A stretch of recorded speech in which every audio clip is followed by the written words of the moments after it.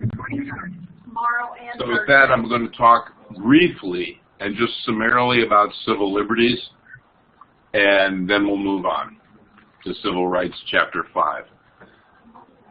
Civil liberties might seem to be pretty cut and dried. They're not. Human beings have a tendency to overreach, to try to do more than our powers allow. So too do governments and corporations, even though constitutions in theory are intended to both define and to limit governmental powers. Civil liberties can be defined as protections, usually understood, at least in our system, to be embedded in the Constitution and in our laws and governmental institutions that respect demands that government be restrained when it concerns personal freedom, privacy, and the autonomy of persons.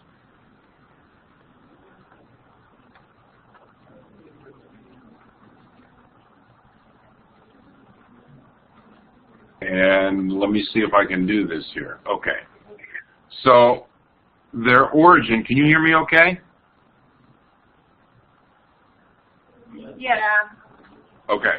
So their origin, in some measure, is the Bill of Rights, which, as the text indicates, was a political compromise to limit federal power over individual persons.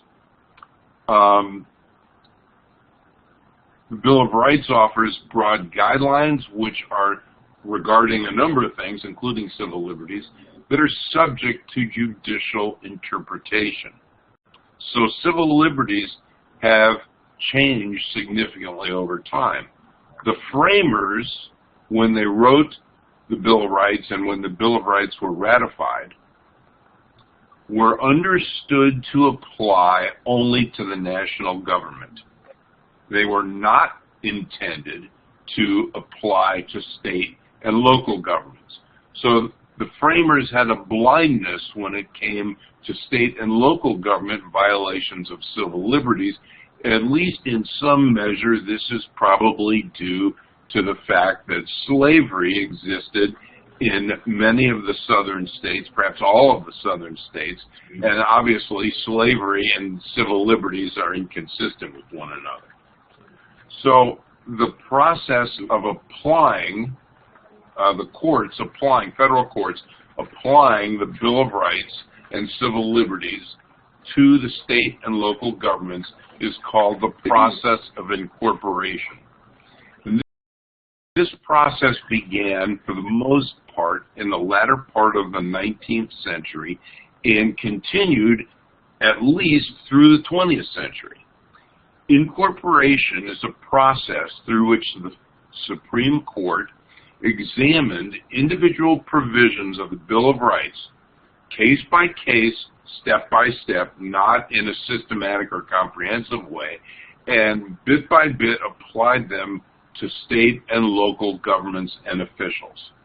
So over the period of roughly, say, 140, 150 years, the incorporation doctrine, applying the civil liberties protections of the Bill of Rights to the state and local governments, has been ongoing for the most part.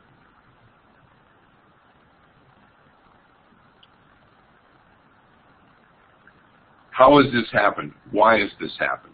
The reason it's happened, and this is a major transformation, understand, a major transformation in the meanings of the Bill of Rights.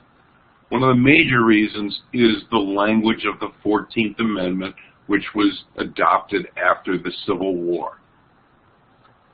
So I'm going to read this to you, at least the key part. All persons born or naturalized in the United States and subject to the jurisdiction thereof are citizens of the United States and of the state wherein they reside. No state shall make or enforce any law which shall abridge the privileges or immunities of citizens of the United States, nor shall any state deprive any person of life, liberty, or property without due process of law, nor deny to any person within its jurisdiction the equal protection of the laws. And so this language becomes in large measure a basis for incorporating the Bill of Rights in a whole series of court decisions that then affect or are supposed to affect the actions of state and local governments.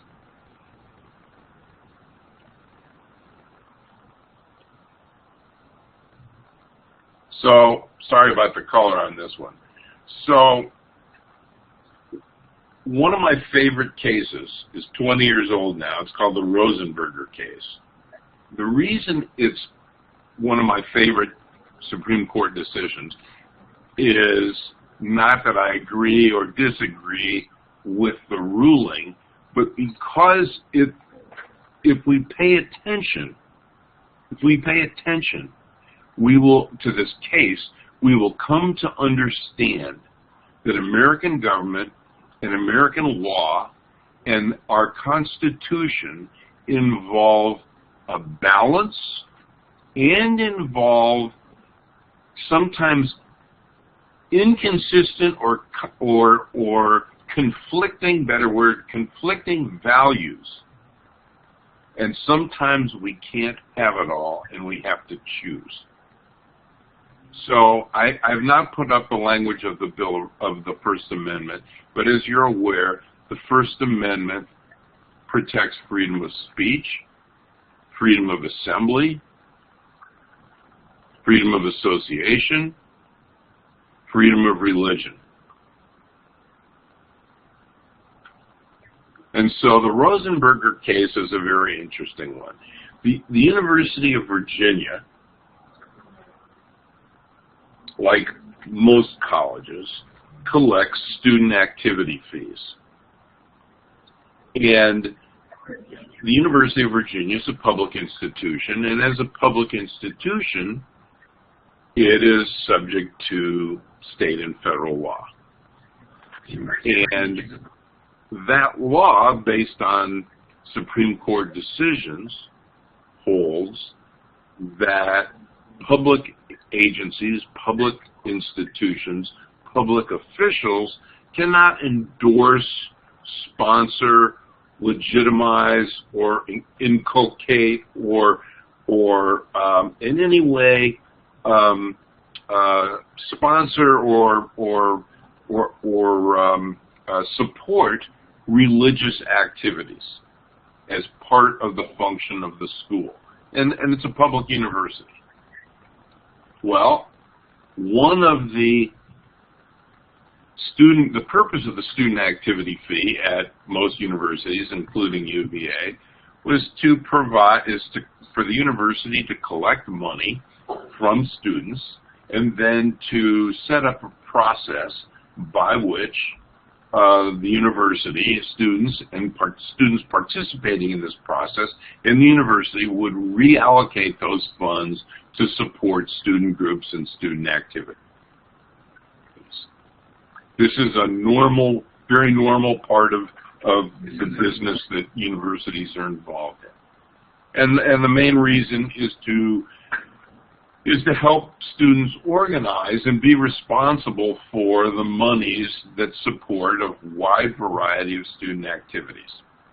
So one of the student groups that applied for money in this university process was a religious group that was evangelical in nature and which spent a lot of activity, a lot of time and resources proselytizing other students on the campus to learn about their religious preferences and their religious commitments and religious organization and become members. And so the university said, well, you certainly have a right to do that. That's certainly a legal activity. However, because of federal law and decisions by the Supreme Court, we don't feel that we're able to allow student groups to receive any of these student activity fees because we can't express as an institution a preference for one or another religious group. So the university's legal position, as I understand it, was that it was prohibited from sponsoring, endorsing, funding religious activity. The student group said, wait a minute, we have a freedom of speech. And therefore, because like other students on campus who also have freedom of speech, we have freedom of speech, and this is a denial of our freedom of speech, and therefore we should be able to get funds. Ultimately, the Supreme Court ruled 5-4 in favor of the student position and against the university. My point in bringing this up is that people like to think the Bill of Rights and Civil Liberties are oh so simple. Not at all. Here's a case where there is a conflict between freedom of speech and the so-called separation of church and state, whether the public institution really could not and should not be sponsoring or endorsing a religious activity. So that was what it shows is there is a conflict within the First Amendment, and in fact there are conflicts throughout the Constitution of the United States that need to be resolved. And the point is that one of the reasons we have legal cases, one of the reasons we have federal courts and a Supreme Court is because there are varying laws and varying interpretations of the Constitution that that affect what government is and means and does. The Second Amendment is at the bottom of the slide, a well-regulated militia being necessary to the security of a free state. The right of the people to keep and bear arms shall not be infringed. This is, of course, a very controversial, and I would argue often misinterpreted part of the Bill of Rights. Some of the consequences of having 310 or 315 million guns available amongst the population of the United States are indicated in the first two bullets in this slide. But I think it's useful to think about some of the more problematic nature of current interpretations of the Second Amendment. Might I remind you of the following? First, when this amendment was adopted, slavery was legal in the United States. And so there were millions of slaves. How do you keep millions of slaves, human beings, as your property? Do you think that they would just stay there willingly? Probably most would not. So one way of maintaining slavery was through violence and through threats of violence. Secondly, we just came out of a war against the British, and we were pushing westward. And the colonists and the new Americans, they were encountering Native Americans, and they were taking or moving across Native American lands. Well, probably the Native Americans weren't too thrilled with that. And so when there were military conflicts, and there were, you've got to bring weapons to conflicts. Native Americans attacked colonists. Colonists attacked Native Americans. So this was not like going to the mall. This was like, being in the wilderness and not knowing what's there and who's there. Third, there was no National Guard in any of the states at this time. And states didn't have any money. they not only didn't have any money, but they couldn't even pay the war debts that they had accumulated in the battle against the British. And so one of the reasons you get a new constitution is to deal with the problem of the states lacking funds to pay their war debts and their refusal to pay war debts, and also to provide some opportunity for state governments to have something that we now call a National Guard. So there's no mention of individuals in this amendment at all. Rather, there's a public purpose which is mentioned, which is the need for a well-regulated militia. The right to privacy is another major piece of interpretation of the Bill of Rights. There is no explicit constitutional right to privacy. By explicit, I mean where the word privacy is used, but reasonable readings of the Constitution have found it relatively easily in Amendments 1, 3, 4, 5, and 9. And this is discussed in the text on pages 74 and 75, and some of the language in the Bill of Rights is listed here below. I might add one other thing, and that is, if there's no right to privacy in the Constitution, then how do you have capitalism? Because capitalism requires private businesses that are privately owned by individuals or groups of individuals, who can protect intellectual property, various ideas, research studies, and so forth, not only from competitors, but from the government.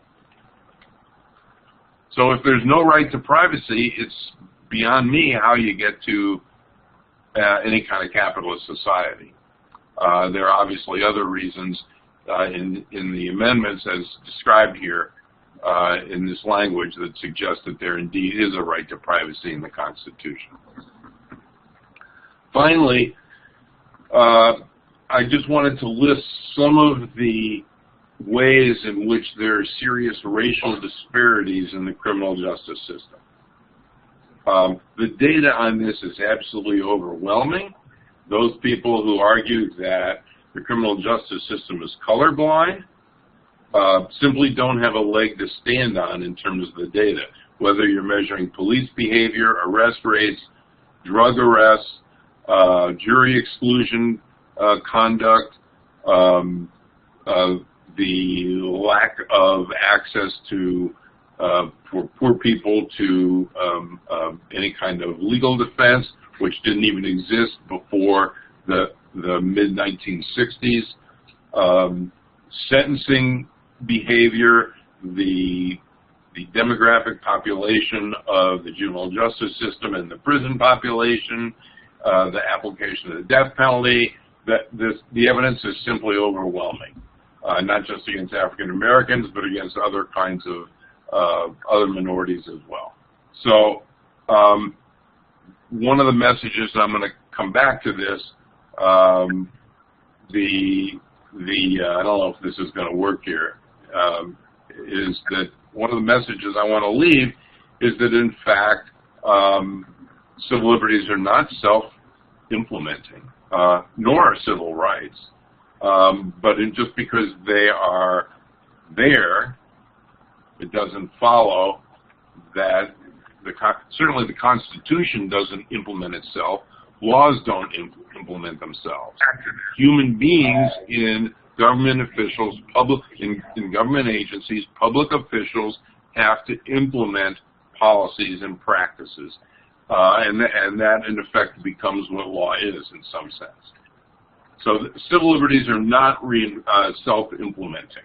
And the idea that there's automatically everybody is going to agree on what civil liberties are and respect them, and that the government is going to respect them, that is wishful thinking. I want to move now. I want to see if there are any questions about civil liberties. I don't want to spend too much time on civil liberties because you can see the full lectures. But I'll take any comments or questions if you've got them.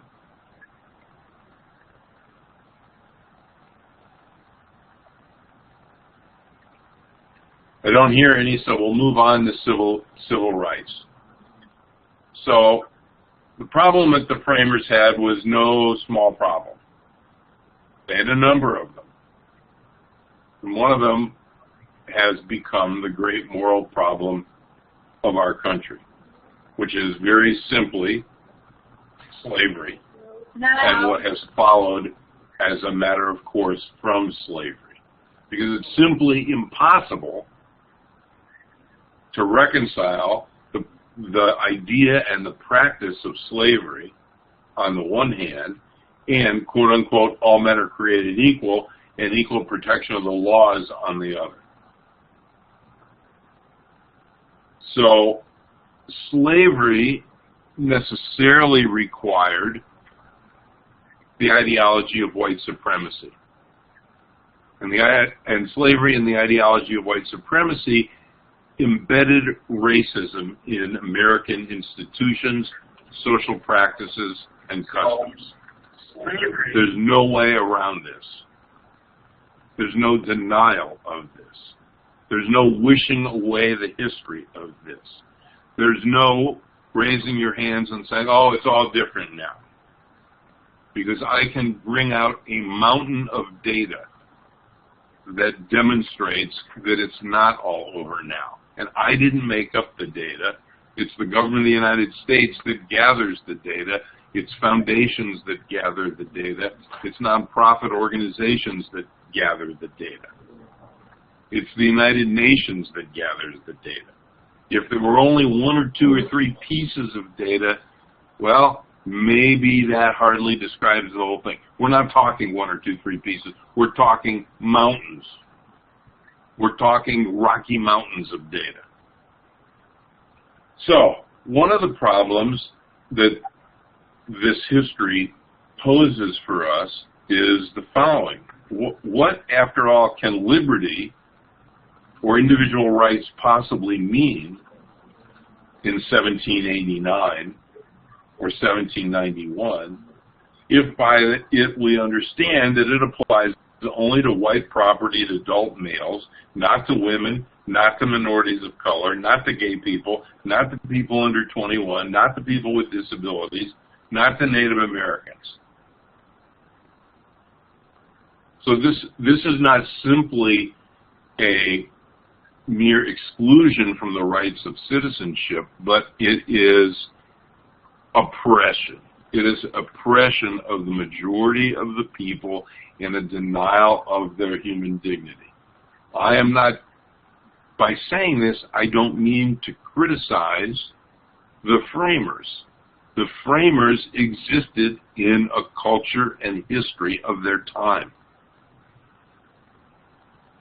And to expect people to step out of that when democracy was universally hated and despised, you can't ask people to do that any more than you could have asked the framers to fly. Some understood that there were problems, but they didn't have the political will or power or support to address them. And so they remained. On the other hand, we can legitimately claim that America's political history can be understood as moving slowly, step by step, to extend full citizenship and civil rights to previously excluded groups and persons. The framers did not intend for the United States to provide equal rights for all, but the United States was undoubtedly much closer to that ideal at the end of the 20th century than it was in 1789. And part of the reason is because of that language in the 14th Amendment that I read to you earlier. So what are civil rights?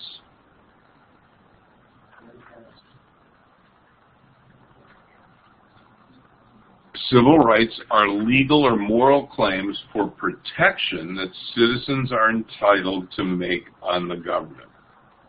Civil rights is largely about government recognition and protection of equal political as well as social and economic rights for all Americans. When we think about civil rights, it's useful to consider both governmental and non-governmental threats to civil rights. Now, one of the things I want to point out to you is this.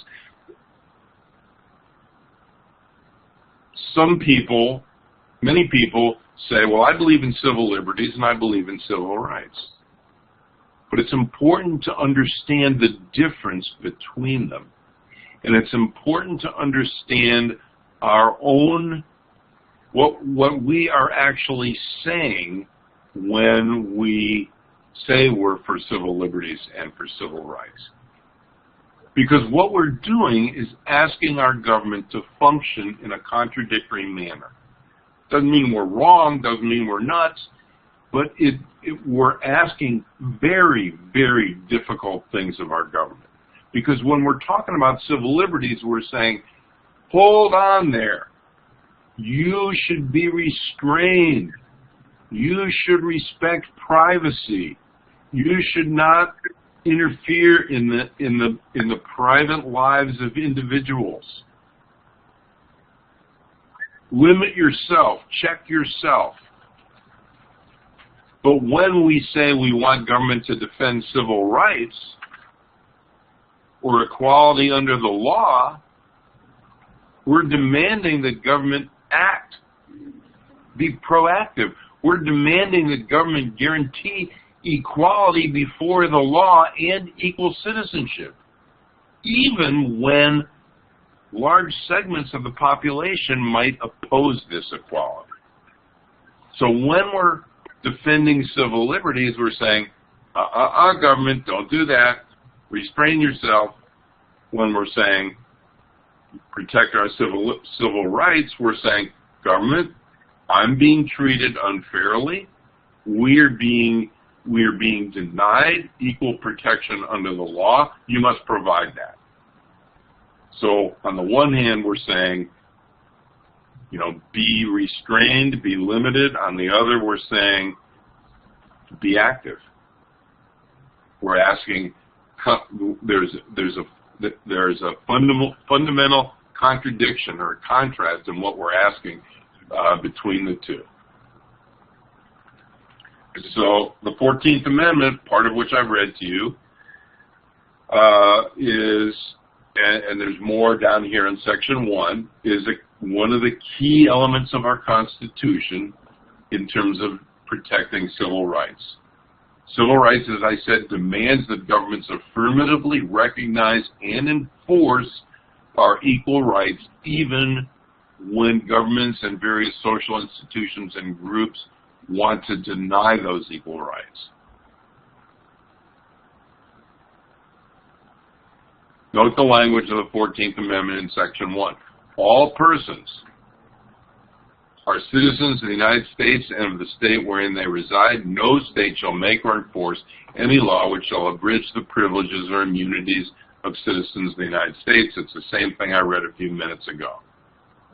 And it therefore is applying civil rights protections, 14th Amendment protections, not just to the federal government, but to state and local governments as well.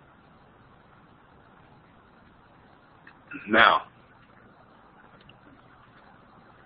people have different views on this. My view is informed in part by American history and American constitutional history and practice.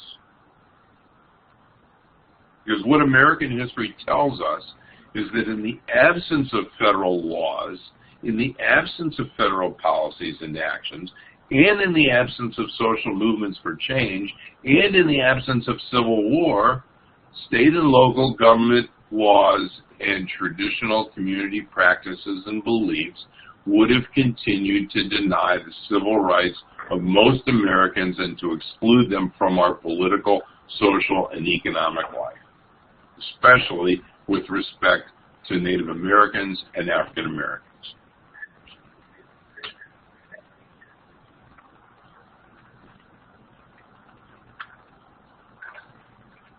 So why do I say this? Well, first you can look at the Constitution and the Three-Fifths Compromise, but one can also look, for example, at the 1857 Dred Scott decision by the Supreme Court. The court held that blacks, whether slave or free, could not be American citizens. They had no standing, therefore, to sue in federal court, and that the federal government had no power to regulate slavery in federal territories acquired after the United States was created. Read blacks right out of American constitutional and political life. 1857, several years later, obviously the Civil War began in early 1861. So there's a map of the acquired territory. So as you can see, most of the territory of what is now the United States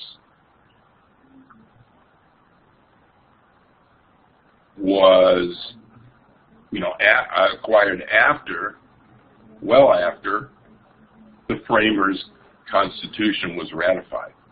So if Dred Scott had remained the law of the land, then the overwhelming majority of states would have been states where African Americans and Native Americans had no rights.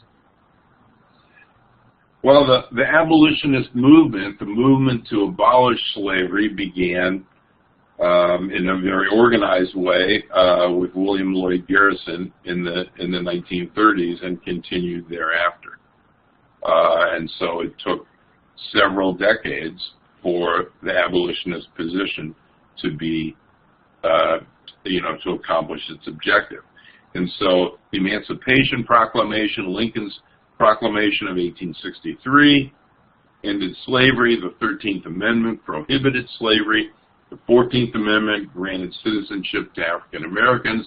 The 15th gave black males 21 and over the legal right to vote. There were also civil rights acts passed in the decade between 1865 and 1875. These were aimed largely at southern states, and they tried to prevent the states from passing laws to circumvent the 13th, 14th, and 15th Amendment. But many of the states were, in fact, able to resist the federal effort that was embodied in those amendments. So how did this happen? What constituted the state and the local and sometimes federal facilitated ineffectiveness of Amendments 13, 14, and 15 and the early civil rights laws? Well, one of the major federal actions was the 1896 Supreme Court decision, Plessy versus Ferguson. Put simply, what Plessy did was to rule that separate but equal was a principle that was constitutional on trains and other public facilities. So separation of whites and blacks was ruled under Plessy to be constitutional as long as the facilities were the same, equal. However, American history makes very clear that while a whole variety of state segregation statutes were then held to be constitutional as long as states followed the separate but equal doctrine, the fact of the matter is they didn't follow the separate but equal doctrine. So the doctrine held that races could be, quote-unquote, races could be separate as long as the public facilities, accommodations, and services were provided were the same. That means public toilets, that means streets, that means sidewalks, that means schools, and so on. But that was never the case.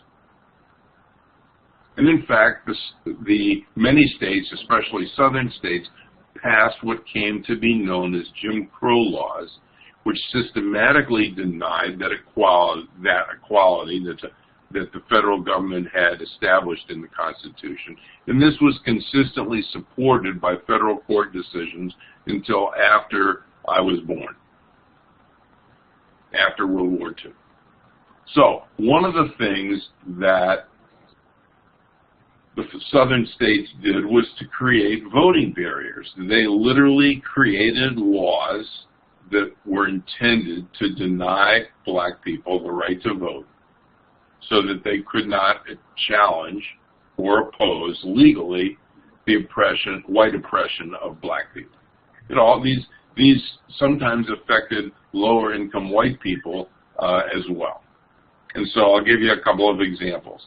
One is the grandfather clause. So states passed legislation that said if your grandfather wasn't legally able to vote, then you can't legally vote, and you have no voting rights. This obviously was legislation by the states directed at those whose parents were slaves. Another set of laws were called white primary laws. These laws, and these were upheld by the Supreme Court. White primary laws established the following. Political parties are not governmental bodies, they're private organizations. Because they're private organizations, these private organizations have the right to exclude people from their party. So if a party wishes to exclude black people from it and all of its activities and processes, that's perfectly constitutional because it's not a governmental body, it's a private organization. Thirdly, states passed literacy tests. There are examples of these literacy tests that are available online. You can go look at them and see if you could pass them. They weren't literacy tests. They were tests that were designed to allow voting registrars in southern states to deny people the right to vote, to deny them the right to register to vote. And you can, as I said, you can go online, you can literally see copies of some of the literacy tests that states and state and county election officials imposed on people.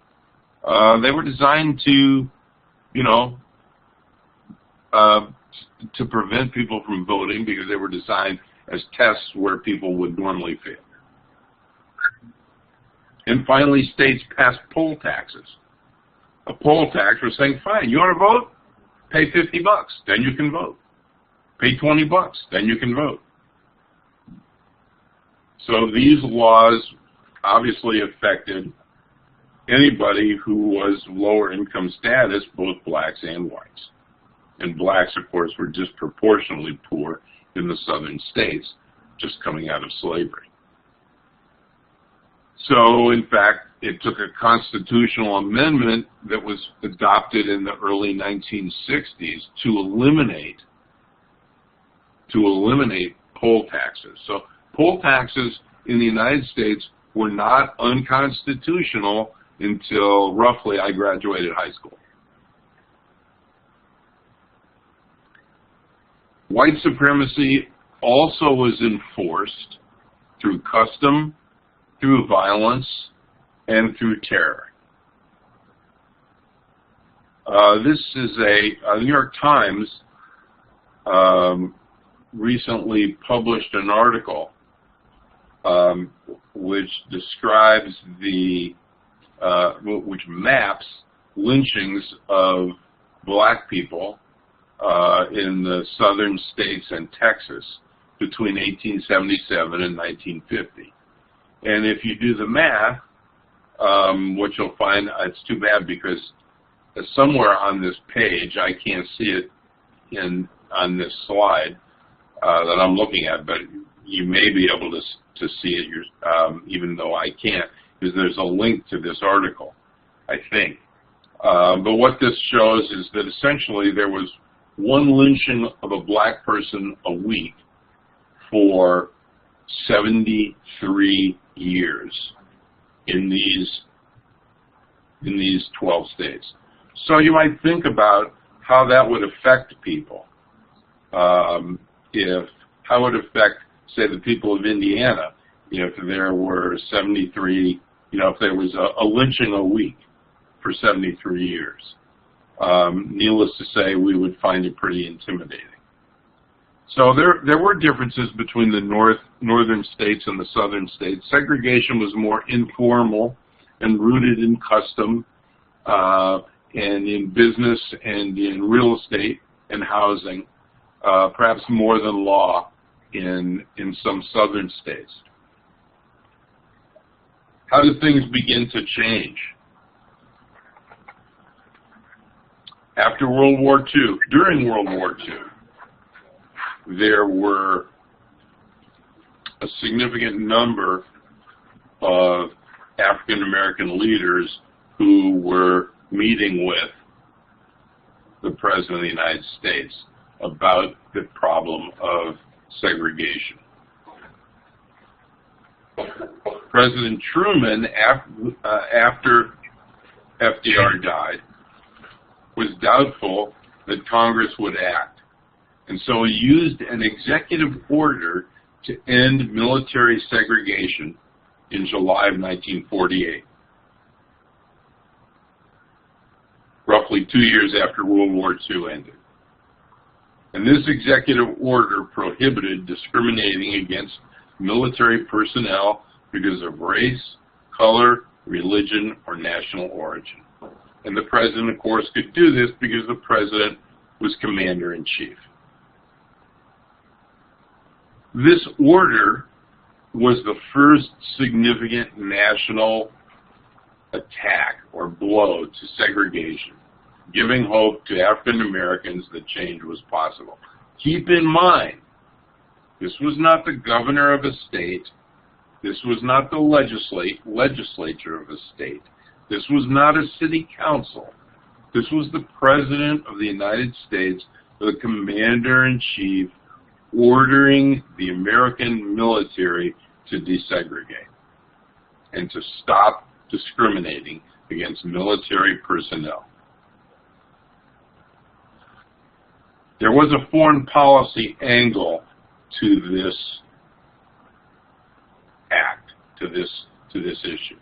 And that is, after World War II, it didn't take long before the Cold War emerged, and the hostilities, not military hostilities, but the hostility between the United States and the Soviet Union began to emerge. And we, of course, were saying that the Soviet Union was an oppressive country, that they were trying to expand, that they were potential aggressors. And so this contradiction with American values, especially other American values, that this contradiction in American values became a liability. The question was, how does segregation play out in the entire world where most of the people in the rest of the world are not Caucasian? Doesn't look good. The contradiction, the hypocrisy, if you will, is palpable. And so the U.S. military was really the first place where there was national action, meaningful, visible national action taken in American governmental institutions against segregation. The next major national governmental action was taken by the Supreme Court of the United States in a unanimous decision in 1954. And this is the Brown versus Board of Education of Topeka decision. This is interesting in part because, again, it wasn't state governments, it wasn't state legislatures, it wasn't school boards, it wasn't counties or municipal governments.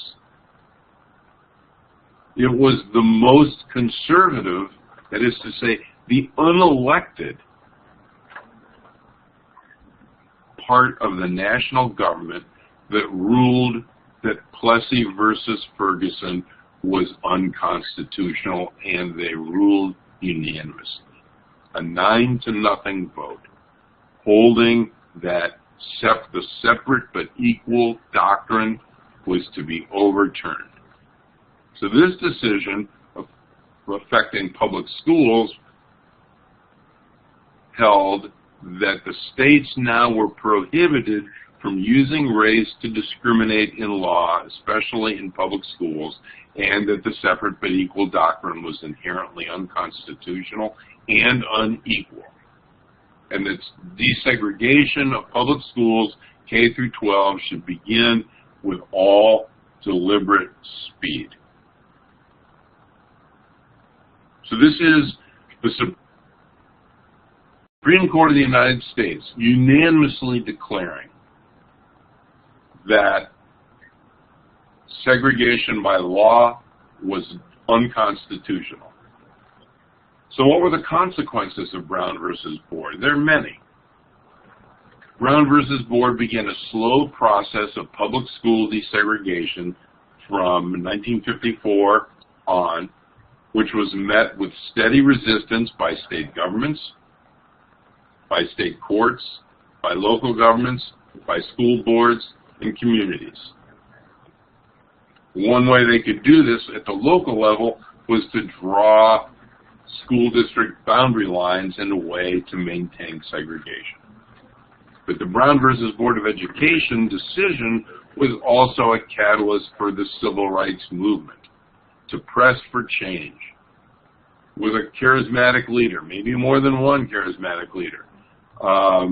And this also is still in with drawing opposition from Southern congressmen and senators and Southern state governments and many Northern communities as well.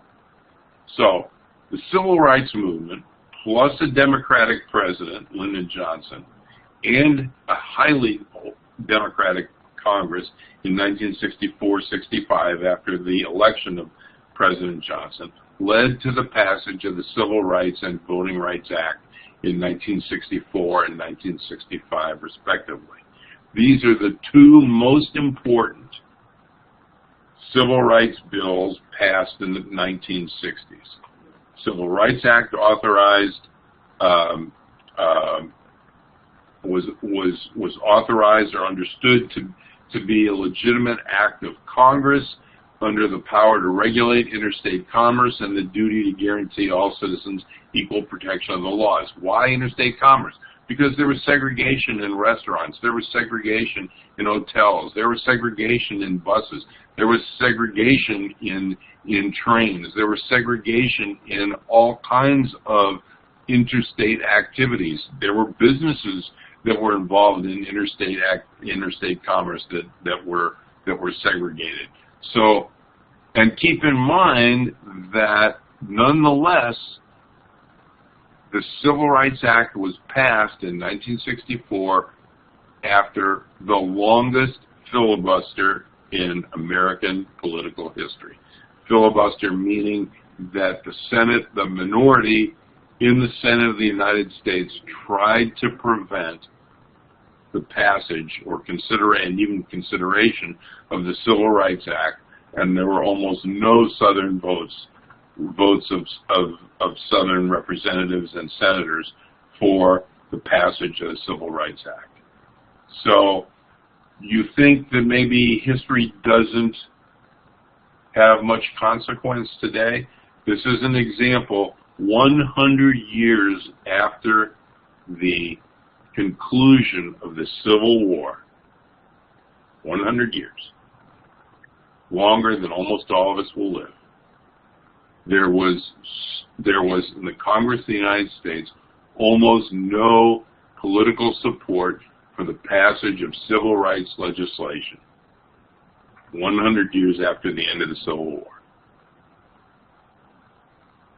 And obviously no support in the southern states as well, because keep in mind, most black people in those states weren't allowed to vote anyway. social movements are an important part of the political process at certain points in American history. And what this chart shows is that there was a significant uptrend in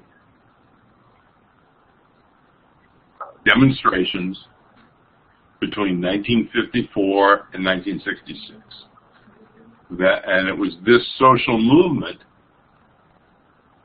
that put pressure on the Congress of the United States and on the presidents of the United States to do something to address segregation and the denial of civil rights for black people. And of course, there were many black political leaders who were involved in this movement. Certainly one of the main leaders was Martin Luther King Jr. This is an image of what the lunch counter sit-ins looked like in 1960s. Some of them were in Greensboro, North Carolina. Why were they there? They were there because in 1960, and in fact not until 1964, was it illegal for a restaurant to deny black people lunch. And so there were lunch counter sit-ins to try to protest segregation in public accommodations.